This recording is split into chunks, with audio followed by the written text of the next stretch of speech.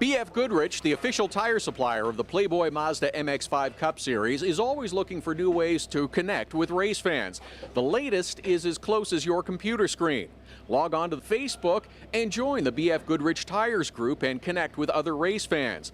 And you can upgrade your passion also on the World Wide Web. Go to www.nationofgo.com. It's another way for fans to share their passion and enthusiasm with road racing.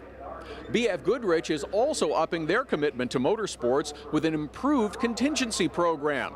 At the SCCA National Runoffs at Road America in September, competitors winning on BF Goodrich tires will receive a trip to Baja. They'll also get a seat in the Score Baja 1000 race. It's a great opportunity for racers to take advantage of this increased support by BF Goodrich. Welcome back to Mazda Raceway, Laguna Seca. Action everywhere for fourth. Mark Carpenter in that red 14, red and gray 14. Combs in the 77. Biscatel's gotten shuffled back to sixth there in the DAMG 89 car.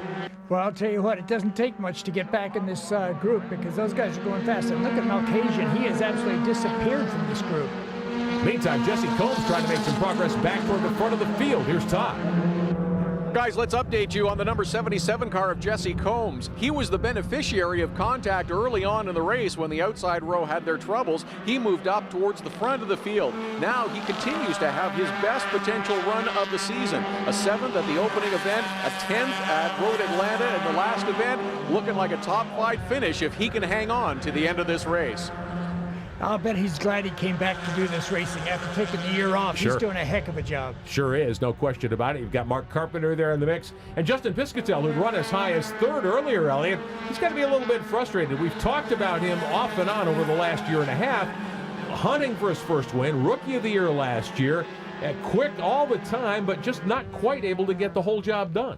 No, and you know, sometimes in circumstances that you get shuffled back at a time when you should be able to go forward, and he just hasn't been able to make the jump. And you know, his car looks good enough. I don't know what's going on in him, but you know, he's going to win a race coming up before too long because he's too good a driver not to. On board with Combs there in the Cool Gas 77, right in front of Piscatel in the DAMG 89, and you get a sense of how quick these cars are. Our telemetry bottom of the screen from our friends at SmartyCam.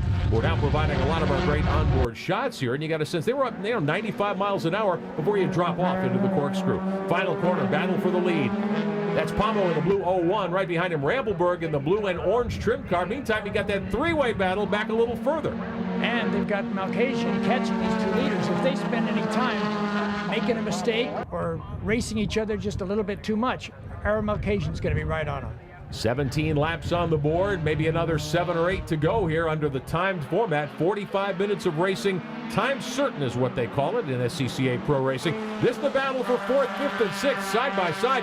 Biscatel, Carpenter, Combs, boy, they are going at it hammer and tongs.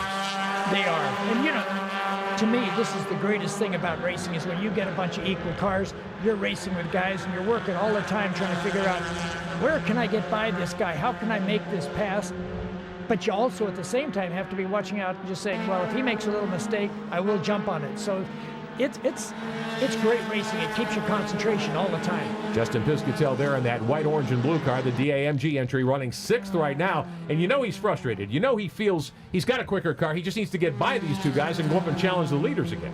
Yeah, I know how it feels because you sometimes get back there and you go, and he's getting a run right now. I think he's got the inside going to the corkscrew. He may be able to make this pass and see if he can get up a little bit further here. No, can't make it. Wasn't able to get that run. Our Mazda Zoom Zoom. Let's listen to these motors.